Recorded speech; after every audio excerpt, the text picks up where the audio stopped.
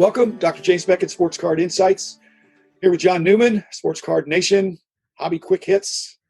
Very enjoyable, enjoyable podcast. And I just wanted to have John back. And I wanted to have an opportunity to talk about a couple of things that are, we share an interest in Jackie Robinson. And I thought, I already did an episode on Jackie Robinson, but if anybody's worthy of more than one episode, it's Jackie Robinson.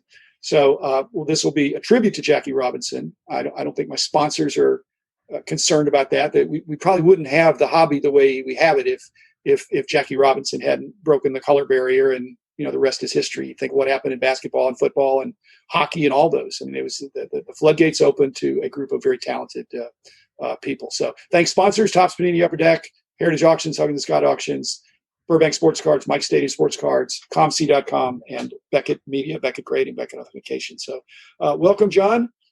We've already done your origin story, and I strongly encourage people to listen to Sports Card Nation, and Hobby Hotline is another one that you share, but then Hobby Kids. So you're quite the prolific podcaster. But today, start us off. Why are you? What is your? Why Jackie Robinson for you? And tell because you had no overlap with him as a person on this earth. Yeah, he actually died literally exactly a month before I was born. For those that don't know, and that's probably most, if not all, I'm originally from Brooklyn, New York. Obviously, Jackie was a Brooklyn Dodger. My dad, as a young kid and a young teenager, pretty much lived in Ebbets Field, and the Brooklyn Dodgers were everything to him. And so he passed those stories down to me. And then as a kid growing up in Brooklyn, there's players, Pittsburgh, Clemente, I know with you. Jackie was an iconic Brooklyn. He was one of us. I know he's obviously originally from Georgia, but Brooklyn became Jackie Robinson and vice versa. And so as a kid, hearing what he meant to my dad and then learning about him, what he meant even off the field, which quite frankly is more impressive than even the stuff on the field.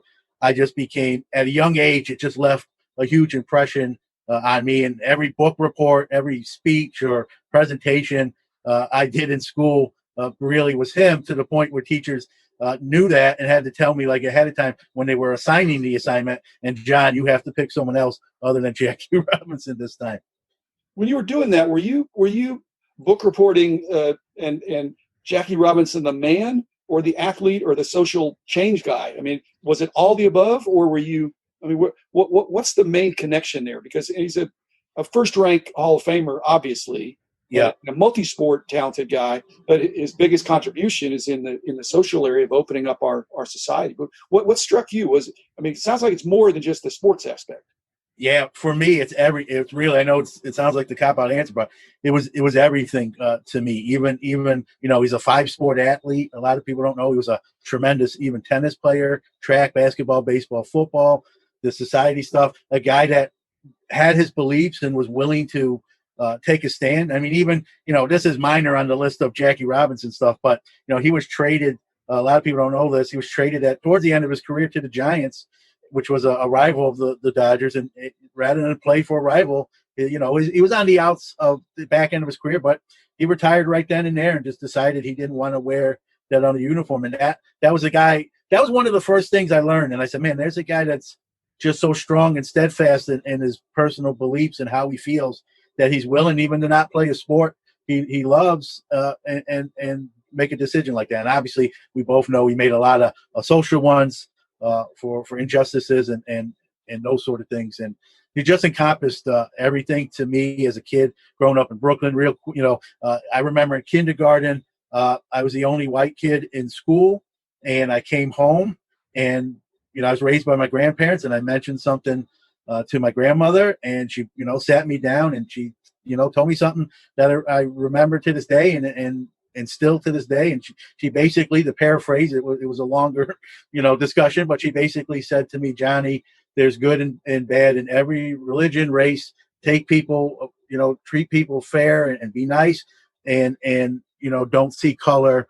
And and I learned at an early age. And some of my best friends growing up were African American, and then learning about Jackie, it just kind of the puzzle sort of fit to me. I, when you as a podcaster, once you say something on a podcast, you can't. Once you release it, it can't be erased. But Yeah. I respect Jackie Robinson uh, even more for retiring, and I think I respect the Dodger organization of Yep. 1950, late 56 or whenever that was. Respect Yep. them less. To me, that's disrespectful to trade a guy who was still had game left in him. I'm sure he would have played in it. I'm guessing he would have played another year with the Dodgers, but to sell him, or I don't know if he was traded for somebody no good or Yeah, something. he was traded for a sort of a low end pitcher. Dick I can't. Littlefield. Yeah, Yeah. yeah. He's. I mean, nothing against Dick Littlefield, but you got Yeah. an iconic guy who spent 10 years with a franchise, but but he's just getting older. Yeah. He was not a young rookie when he came in, but by then Branch Rickey was long gone. Yep. So they got a new regime, and of course they're leaving Brooklyn. I guess a year later. Yep. So the things really changed, and he would have been a big draw in L.A. because he went Oh to yeah. UCLA. Yep. Yep. Yep. Walter O'Malley wasn't a huge fan of Jackie's in the same breath that obviously Branch Rickey was, but O'Malley was also smart enough to know what he did mean to the team. But I don't think Walter was going to do him a ton of favors if it was something along those lines. And Well, I think Walter, not the favorite of most people from Brooklyn, probably yeah, moved the team out. That was, I mean, yeah, nowadays the franchises change not so frequently, but that was dramatic. yep, The Dodgers and the Giants. That was again probably necessary for making baseball a truly the national pastime for all of America. But wow, that was, it's a pity Jackie couldn't have done that. But still a wonderful 10 years of being a great player, and they bumped him around at different defensive positions, and he just apparently was such a multi-sport savant, that you could put him anywhere, any sport, any position, and he'd be a star. That's strong. But any modern day Jackie Robinsons that come to mind? I mean, there's some athletes, the African Americans, that are criticized for speaking up too much, and some that are speaking up not enough. Jackie Robinson, kind of did it by his on-field performance, and not based on talking about it or making recommendations. He inserted himself into the fray and subjected himself to a lot of abuse. People forget that half the baseball games you play, every sport that you play, but baseball's playing several times a week, and half the games are away games. So you're with not the home crowd, you're with the unfriendlies who may be concerned with your. Well, I mean, they're not happy when a great player comes to a team. And then, were you not a fan of Campanella?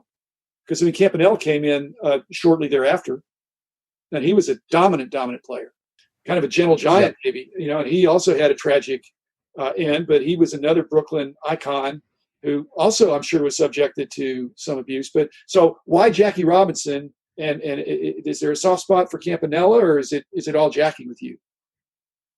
And it's funny you mentioned Campy, as he's referred in Brooklyn. So if I had a teacher insist I can't talk about Jackie Robinson, that was my plan B guy. I always did Roy Campanella. So it was Jackie Robinson until they told me no, and then I just pivoted to Campy. And like you said, tragedy there, and he was kind of my, when you're from Brooklyn, you kind of embrace the history of all those guys, and you mentioned when the team left to the West Coast. My dad, obviously I wasn't alive yet, but my dad still talks about it here all these years later, even at age 83, and just says it ripped the heart out of Brooklyn. People were crying in the streets, and you think like a president got assassinated or something of who knows what magnitude, rather than a team leaving. But like he says, they were the heart of Brooklyn. Everyone just was the Brooklyn Dodger fans. And then when that news came down, it really hit everyone right in the gut. And he said people were crying on the streets, and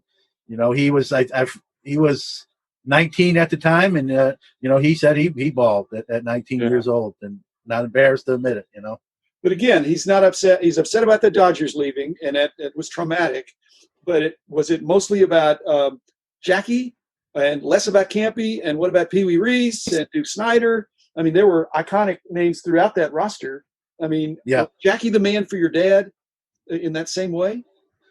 See, my dad loved all of them because he watched them play, even got to interact with them coming out of the clubhouse, going to their cars after the game. For me, it was too late. So what I was drawn to, especially in Jackie Robinson's case, is the person, the player, everything, like you said, in the open, just everything that encompassed, the persona of who Jackie was. For my dad, he loved Jackie, but he loved Carl Furillo and all those guys. I mean, he could tell you even about some of the lesser known guys, George Shotgun Shuba and Preacher Rowe, Carl Erskine, and the like. For my dad, it was everybody. For me, who didn't have that connection of seeing them on the field making plays or the interaction after games or before games, all I had was his stories, and then I related to the players of what they were in the grand scheme of life. And that's where Jackie, to me, rose to the top. His hobby interest is strong, but he can't really have. I mean, it'd be really hard to get relic cards. It'd be really hard to get autograph cards because his autograph on the open market, he died in '72. I mean, I have some Jackie autograph stuff, but it was tough even in the '70s. Because he was demand player, and the new sets that are coming out, even when they do nostalgia, he's not in there, and so chasing his cards from his playing career, there's no easy ones. Have you found any easy ones? No, I do have some jersey cards, including a 101 from the Flawless line. Okay. If for anyone listening, if you listen to episode 42, I actually talk about that card and how it came to my house. There's a little backstory there. But so I have some relic cards. Unfortunately, I don't have any autos. It'd be nice, maybe someday. But yeah, you're right. And a lot of people don't really.